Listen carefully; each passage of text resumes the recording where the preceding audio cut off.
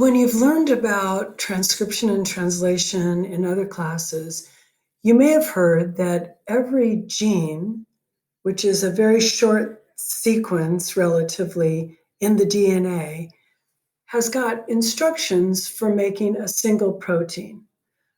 But the truth is actually more interesting than that. It's true, as we saw, wrong way. It's true, as we saw in this image, that there are segments of the DNA double helix that have regions that have instructions for building proteins. That is true. But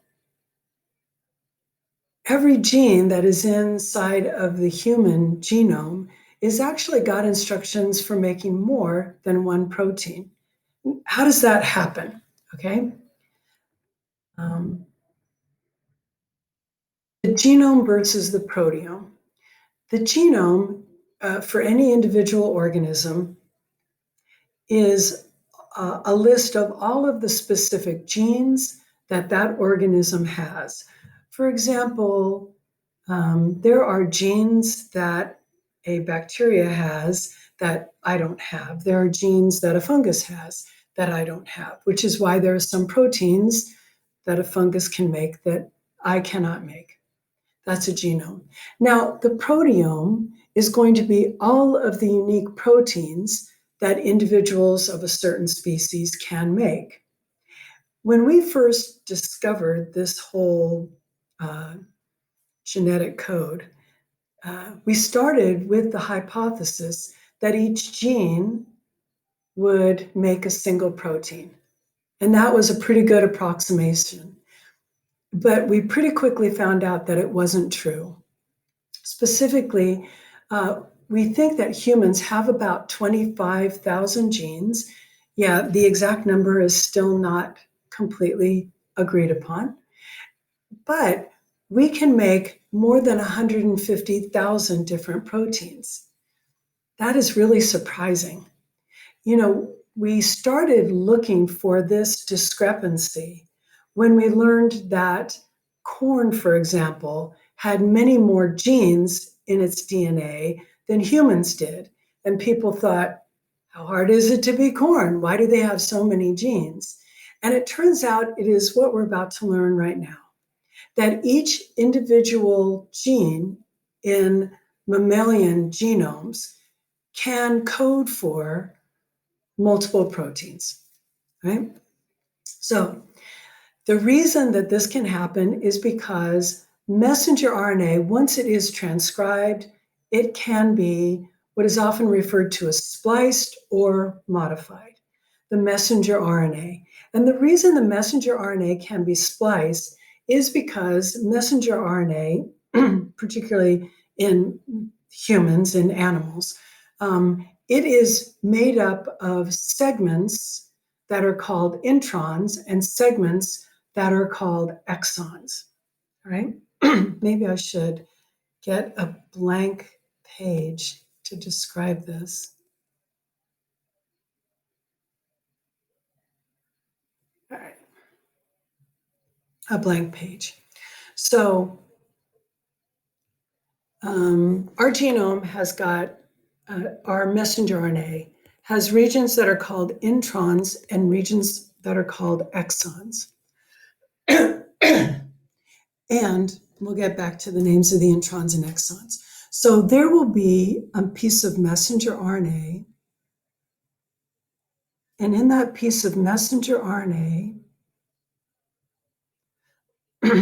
we're going to,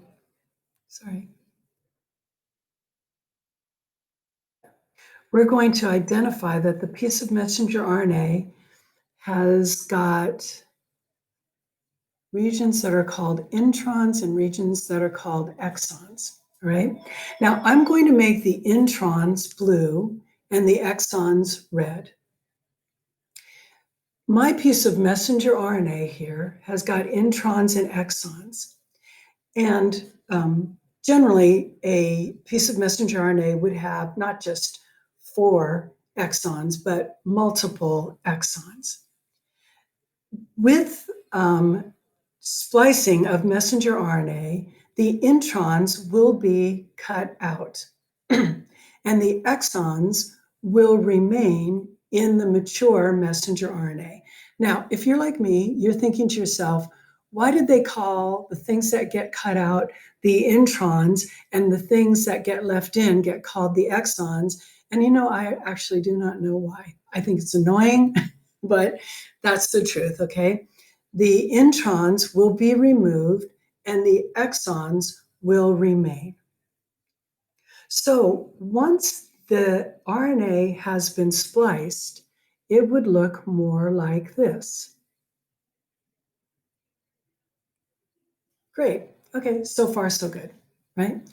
But how does this explain how a single gene that made this whole messenger RNA before splicing, how does it explain how a single gene can make more than one protein? So the reason is that the messenger RNA can be spliced in different ways. This first way of splicing it would make a protein that has got all of that information A, B, C, D, right? But it could have been spliced as A and C and D, and that would make a different protein. It could be spliced so that A and B and D, and that would make another protein. In other words, by splicing things together in different ways, a single gene that makes a single initial messenger RNA that gets called a pre-mRNA can be spliced to form different mature RNAs, and those different mature RNAs will create different proteins or peptides.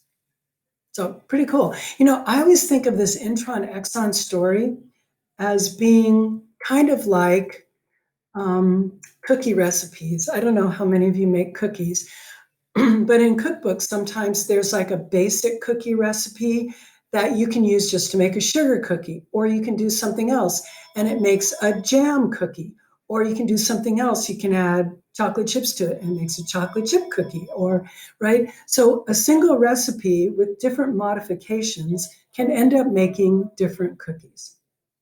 And actually, this splicing is what we are looking at here in this slide. So the gene is going to make this, that's pre-messenger RNA.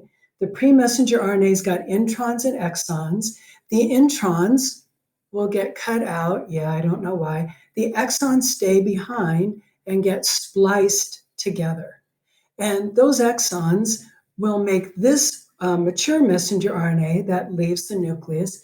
But those exons could have been spliced together in a different pattern. And so an individual messenger RNA can make more than one protein. One gene can make more than one protein because of RNA splicing. So RNA splicing also gets termed processing. So this is just another image that shows that you start with the DNA and then you make that pre-mRNA. It's got introns and exons, and the introns get cut out, and then you make the mature messenger RNA. And by putting together the exons in different combinations, you can actually end up making a messenger RNA that can create different proteins. All right, we will start RNA splicing. We will start here at the beginning of the next video.